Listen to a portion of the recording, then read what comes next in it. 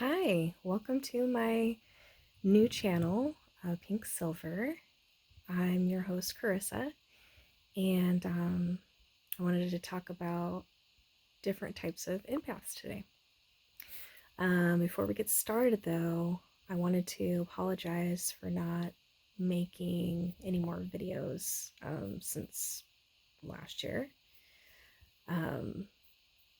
Since December of last year, my mind and body kind of got stuck in a fight or flight mode for like many months. And it got to the point where I couldn't work anymore. And I was even afraid to leave the house. I can say now that I'm doing better though. And I'm really behind on bills and things. So yeah, and my really nice car got repossessed in September. So I'm still missing Scarlett. I named her.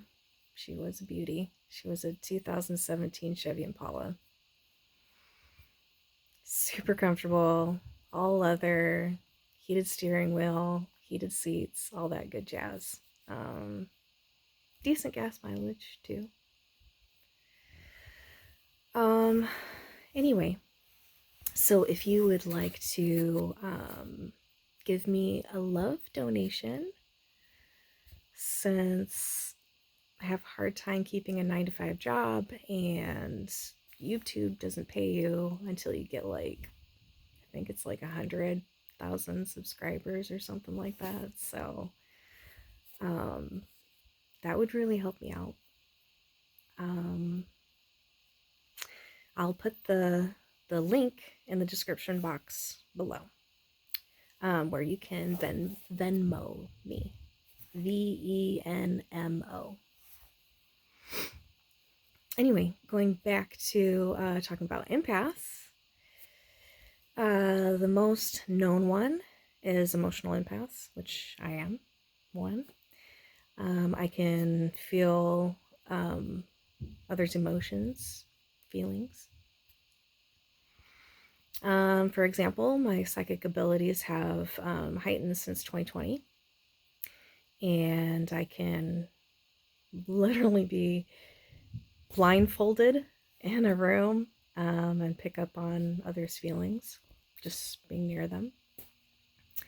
Another example is I could be a football field length away and be looking at somebody, like across the way there. And within 3 seconds, I know exactly what they're feeling in that moment. It's crazy. Nuts. Second, there are physical empaths who can pick up on another person's physical pain. Sometimes I'm able to do that, especially if like someone is sick. I can feel like all their symptoms, like headache, nausea. If they're hot, they're having cold chills,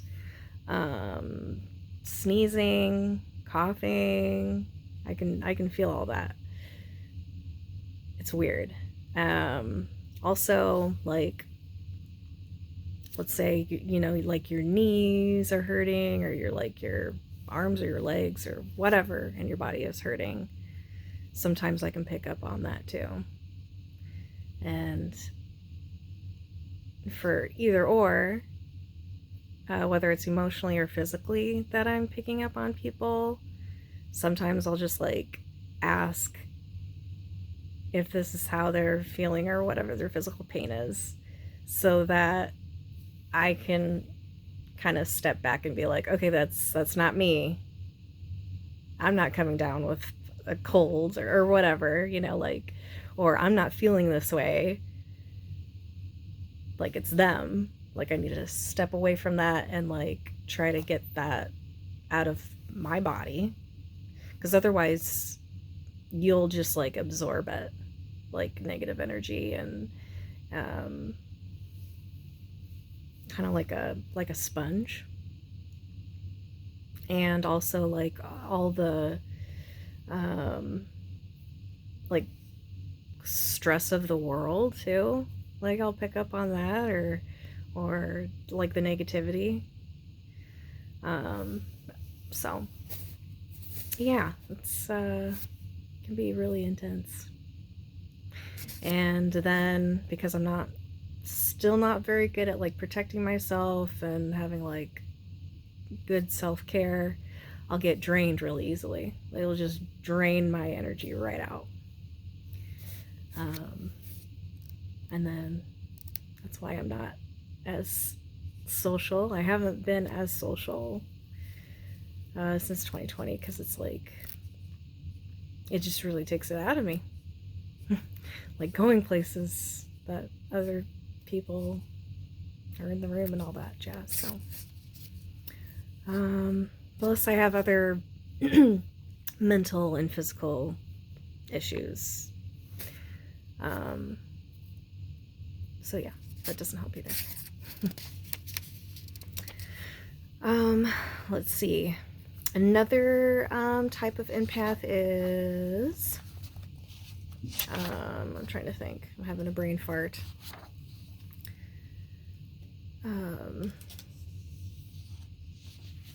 Like, ooh, a plant empath. They are those who are attuned to the needs of plants. They make excellent gardeners or landscapers because they intuitively know exactly what a plant needs, giving them quite the green thumb. Plant empaths, of course, love to be around plants, especially those they can tend to, like your house plants even. Luckily, plant empaths don't have to worry so much about taking on negative energy from plants. In fact, plant empaths would do well to spend intentional time with their own plants, allowing the energy exchange to be mutually beneficial. You help the plant, which gives you a feeling of like contentment. The next one is an animal empath, and they can pick up on the needs and feelings of animals. It may even feel like a telepathic connection, actually, where the empath senses what an animal wants. These people are naturally inclined to go into work with animals, particularly, if I can speak, where they're directly caring for the animal. If you are an animal empath, you likely already know that being around and helping animals bring you joy. Think about using more of your time to foster this part of your life by volunteering at a local shelter or picking up a hobby like bird watching. You can even take it one step further by practicing energy healing, such as Reiki, and like put that energy towards animals in your life. The next one is an earth empath, and they feel a very deep connection to the earth. So they kind of like plant empaths, where they're tuned to like individual plants. And earth empaths are tuned to all of nature and the earth at large. They can be strongly affected energetically by natural disasters, weather, and environment being harmed.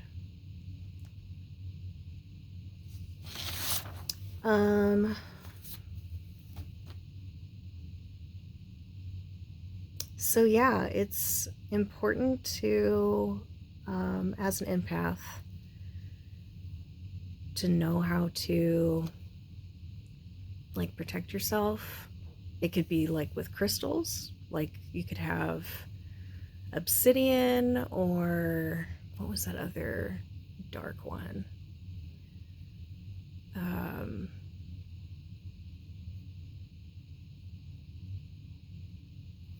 Tourmaline. Yeah. If you like have it in your left pocket or your left hand, that can help with not absorbing everybody's stuff, which is nice to have a break from, because when you're constantly, yeah, absorbing everything, like it drains you out fairly quickly. But yeah, or even saying,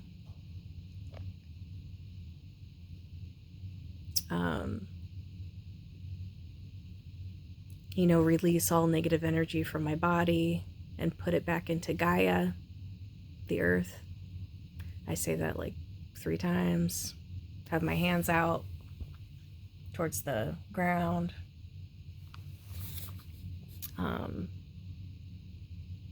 And then that usually helps too as well. But you might have to do that throughout the day, kind of thing.